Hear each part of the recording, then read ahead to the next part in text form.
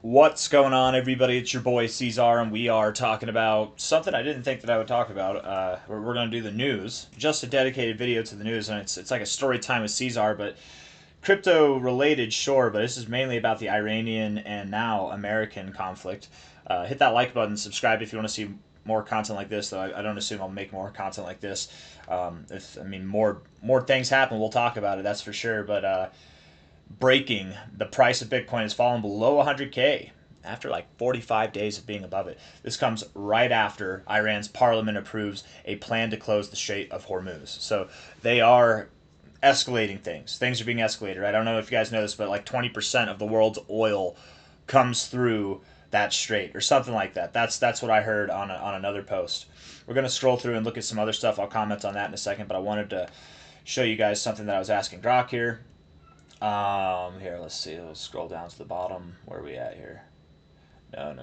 This one right here. So there was a U.S. naval ship, the USS Nimitz, which is a nuclear-powered aircraft carrier, turned off its AIS transponder and stopped broadcasting its location specifically.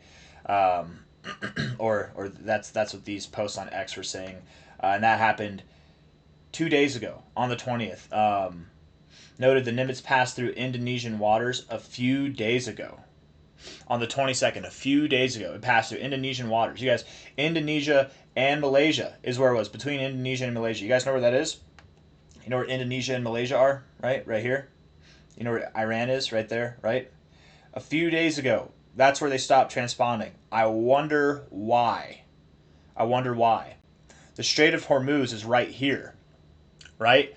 This, I think as much as a surprise as this might be to many of us, and maybe not to all of us, to me it was a surprise that it was escalated. But at the same time, just with how prideful the regime seems to be in Iran, I guess I shouldn't have been surprised that things would escalate. Should have thought about that more, but whatever. Live and learn, and you don't need to die. And that might be put to the test for some people pretty soon, unfortunately.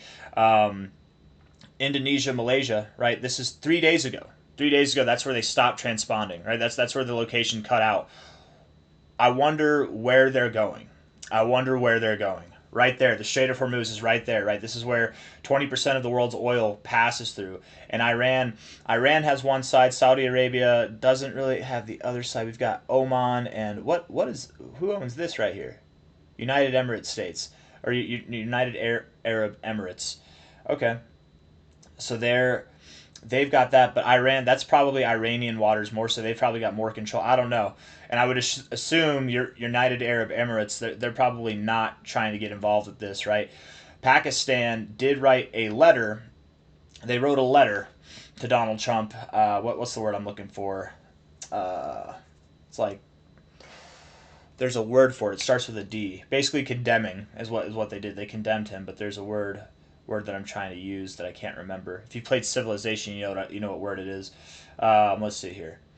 Let's see. Let me scroll through here. I think we can find it. Oh, by the way, I think this is interesting. What Putin said last night. Putin was asked why he is not assisting Iran.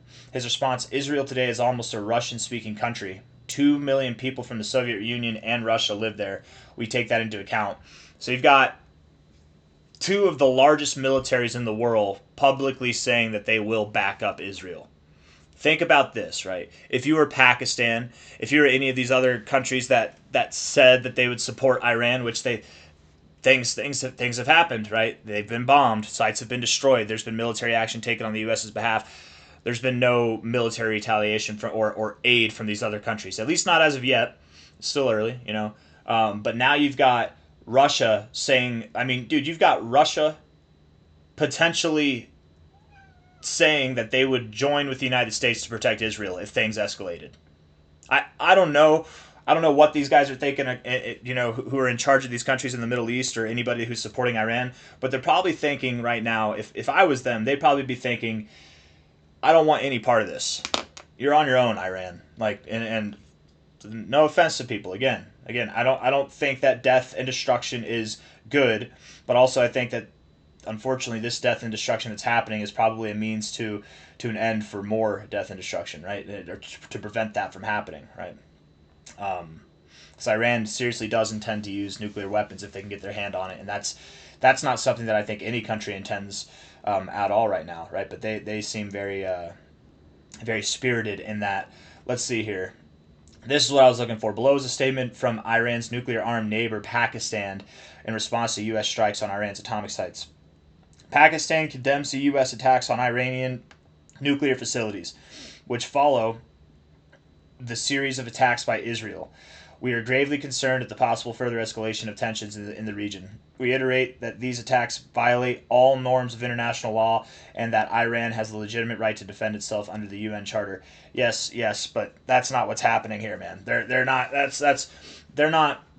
The United States is not in full-on conflict and attacking Iranian personnel. I mean, personnel probably died in the nuclear facilities, but they are destroying nuclear facilities, which were found in breach of their agreement with whatever atomic agency that prevents people from making nuclear weapons. Essentially, like they were found in breach of that. So the U.S. is retaliating on that. They're not like taking full out aggressive action on Iran specifically. It's their nuclear facilities, and unfortunately, anybody who was in there. The unprecedented escalation of tension and violence owing to ongoing aggression against Iran is deeply disturbing. Any further escalation of tensions will have severely damaging implications for the region and beyond. We emphasize the imperative need to respect civilian lives and properties and immediately bring the conflict to an end. So hold on. I'll tell you what I think about this. All parties must adhere to international law, particularly international humanitarian law, Recourse to dialogue, diplomacy, in line with principles and purpose of the UN Charter, remain the only viable pathway to resolve the crisis in this region. Islamabad. Okay, so what I think about this is, a couple weeks ago, we had Pakistan ruffling their feathers, flexing, saying that they would come to Iran's aid. U.S. makes a move. Russia says that they would back up Israel too. And what does Pakistan do? They don't retaliate. They write a letter.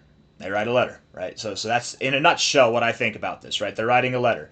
And the fact that they're nuclear armed, I think Alex Jones is just promoting the fear stuff, which people really engage with fear stuff. But here's what I find interesting, right? They say particularly international humanitarian law. What they're saying here essentially is with the United States. This is a letter to the United States saying, hey man, if you're taking out their nuclear facilities, okay, but don't go after civilians. Don't attack civilian places. Don't attack neighborhoods. Don't kill families and children and women. Like, just don't do that, right? Like, if you got to do what you got to do, we're not going to step in. But don't you dare, don't hurt children. We're people too, and we might step in and help if that happens. And maybe that's what they're saying here. I don't know. That's kind of how I'm interpreting it. Let's see. Hold on. Where was it? We emphasize the imperative need to respect civilian lives. They say it right there, and properties. So, and they want the conflict to be.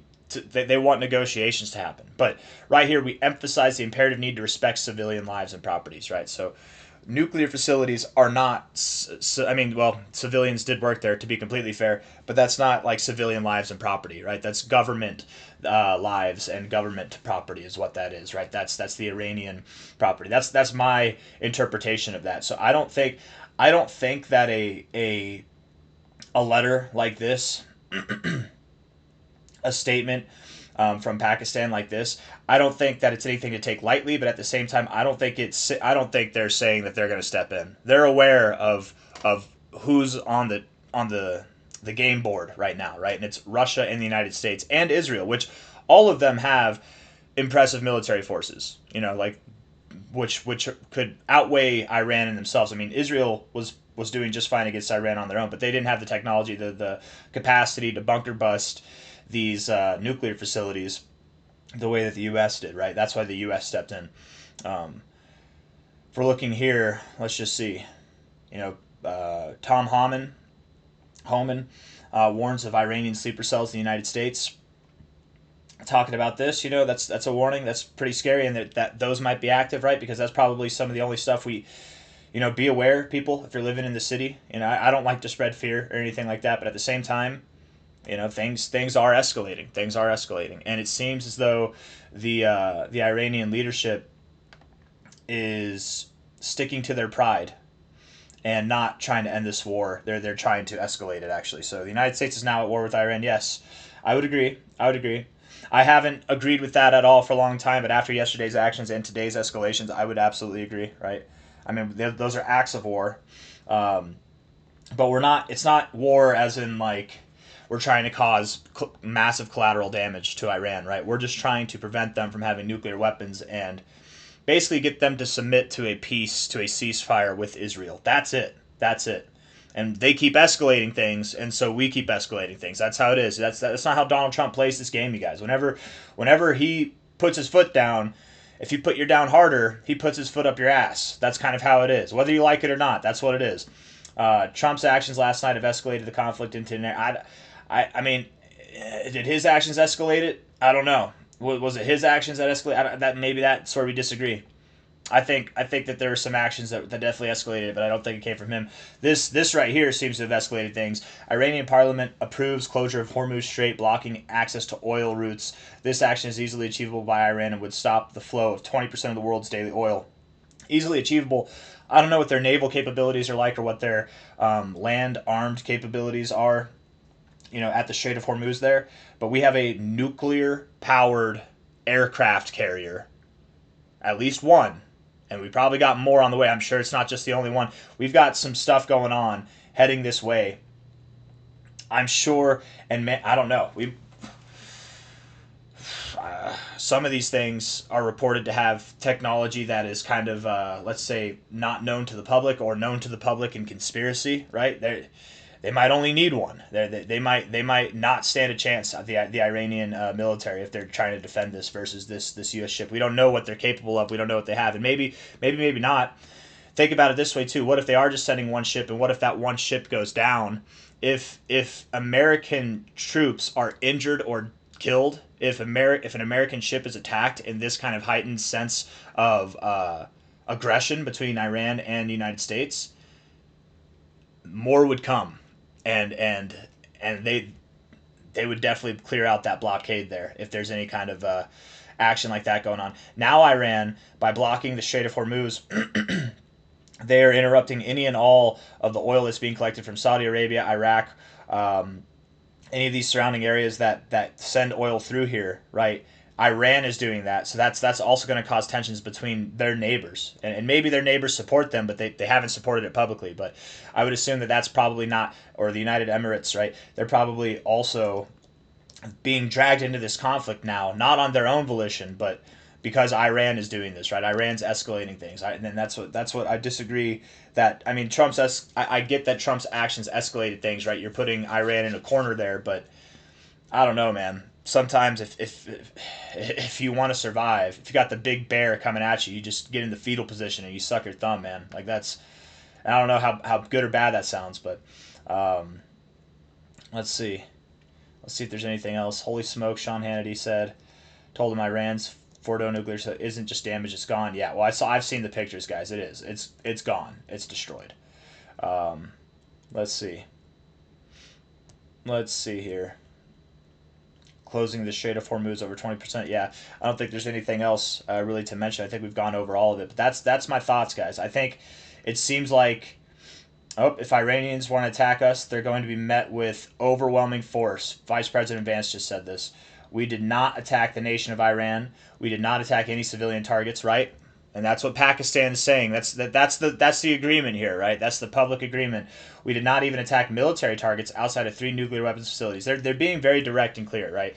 Israel and Iran have attacked civilian places. Israel and Iran, they've both attacked civilian areas and military targets, but the United States is not trying to go to all-out war. They're just, with a very specific purpose in mind, trying to deter the nuclear threat in Iran. That's it. Which, it's the more that I've done research on this, I'm sure all of us have done research on it at this point, it seems like a pretty serious threat. It does. Even if you're Iranian, I'm sure you're aware of this being a serious threat. Right? It's not just people from the outside world. Maybe, I don't know, but I'd rather have a president who drops bombs on Iran in order to stop them from going nuclear than one who makes payments to them. I mean, fair, right? You don't want to aid somebody who intends to use a nuclear weapon, and that's what like they've publicly said that they intend to use the nuclear weapon to destroy Israel, which Israel's got Arabs living in it. You guys, there's Arabs living in there's like 2 million Arabs or something like that living in Israel. There's Russians, Soviet Union people from the Soviet Union living there, right? There's Christians and there's Jews. It's not just Israelis. I mean, they're all Israelis, right? But it's not just their foreign enemy, right? There's people of similar cultures to them, and they want to wipe them all off the map, just in that area. And they've publicly stated this. They publicly stated that that's what they intend to do with the nuclear weapon. The current regime, right? This is not something that America's taking lightly, right? Or lightly. Not likely, lightly. Let's see. Yes, I agree with that. Probably, honestly. I mean, we'll see, but I agree with that. And the reason why I agree with this, the whole concern with this in the beginning was that any escalations done by the United States would force the hand of other countries to get involved. And as I've said in a recent live stream with Crypto Future, actually with Rob Mass, I was saying I don't think they want that smoke. There were a bunch of countries. There was Pakistan, or maybe not a bunch of countries. I can only think of Pakistan. They were talking about coming to Iran's aid if Israel bombed Iran. Pakistan would bomb Israel. Well, the United States bombed Iran, and all Pakistan did was gave us a scathing letter, and they nominated Donald Trump for the Nobel Peace Prize. That's it. You know what I mean? That's it. So they're showing their discontent with this whole situation, but they're also saying, "Hey, man, we're going to sit this one out. Iran's on its own." That's unless you start attacking civilians, they might, from a humanitarian effect, they might step in. We'll see. We'll see. Nasty panic indeed, man. Don't panic sell, guys. Please don't. I wish I started with the video with that. Don't panic sell. Right? This is a horrible time to sell. It's the weekend. You move down over the weekend. You move up over the week. It's simple. I don't care what the news is saying, man. Absolutely. Let's see. 0 leaks. The thing is, and I get it. It's good, right? It's good to orchestrate a plan and execute it without 0 leaks. But the thing is, you are the Defense Department. You're in control of the military. I don't get praised when I wipe my ass on my own, right? Why are we praising 0 leaks so much? This is expected of you. This is the expectation that there are 0 leaks. I'm proud of them too. I'm proud. I'm more in favor of what's happening than in favor of letting them. I mean, we've let militaries of the world build up and build up and build up while they're saying, oh, okay, whatever. Like, people are getting warnings. This is what happened with Hitler, right? They were warned that the German government, Hitler, were warned to stop building up such a massive military because that violates whatever laws that Europe had at the time or something like that. And then they're like, oh, don't worry, we're not going to do anything. And then they built up such a massive force, they were able to overtake a lot of Europe. I mean, we've been through this before. And Iran's doing it now. Not that they're going to overtake the world, but they might nuke the world, right? Oh, you're telling us to stop building nuclear weapons? Oh, okay, yeah, whatever. We're cool. We're not doing that. We're going to destroy Israel with a nuclear weapon, right? That's what they're saying, and then they're turning around and saying that, and then enriching their uranium to weapons grade potential. I mean, I'm just saying, I'm proud of our military. Job well done. But the whole 0 leaks thing everybody's bragging about, it's like, dude, that's your job. I don't get praised for wiping my own ass. You shouldn't get praised for it either, man. But good job, job well done outside of that, nonetheless. But I think, like, come on, guys, come on. Like, what are we celebrating? We're celebrating an expectation, a standard here. Detailed breakdown of Operation Midnight Hammer says over 125 U.S. military aircraft were involved. Wow. Large B-2 strike package left the Continental. Hey, if you guys want to read about that, you can. Here, you can pause it and read it if you really want to. Damn. Wow. 14 bunker buster bombs. Holy smokes. The American strike on Iran was so stealthy that no missiles were launched, no shots fired at our mission, no Iranian planes got airborne. They simply didn't see it. Yeah. See, job well done. That's something to be proud of right there. Let's see. Okay, Brendan. That's a good one. That's a good one. Let's see. I don't know if there's anything else, guys. Hot tip: don't chant "Death to America." Yeah, yeah, probably fair. Probably fair. Good point there, Jordan. Let's see. Is there anything else? I don't think so, guys. Right? Any retaliation by Iran, right? This was last night against the United States of America will be met with force far greater than what was witnessed tonight. So they're not retaliating against the United States, right? And that's what Trump said. But they are retaliating against the world by closing the Strait of Hormuz. And we, again, I think in preparation for this, have sent military vessels over there. If things escalate between these vessels and Iran, or if Iran doesn't back down when the vessels try to clear out the whatever they're setting up to block oil being transported through here, things will probably escalate, and I don't think that'll be good for Iran, guys. Because then again, you have the United States military, the largest military in the world, Russia, one of the largest militaries in the world, both saying that they are in support of protecting Israel. It's just not going to be good if things escalate more from this, and maybe the price goes down as a result. Looking at Bitcoin, we very well could go down, but I'm still under the belief, guys, that this is kind of like false price action. I think things are going to blow over. I think that the current regime in Iran is probably going to come to an end. It's going to get toppled. And it might not happen immediately, but it's probably going to happen at this point, man, because they don't seem to be backing down. They seem to be just every time things escalate, they escalate further, and you're just messing with the wrong people whenever it comes to that. But I got nothing else for you guys. I'm talking about things that again are kind of outside my realm of expertise. So forgive me if I'm missing or incorrect on some things. But I just wanted to talk to you guys about that. Anyways, hit the like button, subscribe. Thank you all for being here. I'll see you on the next one. All right, take care. Bye.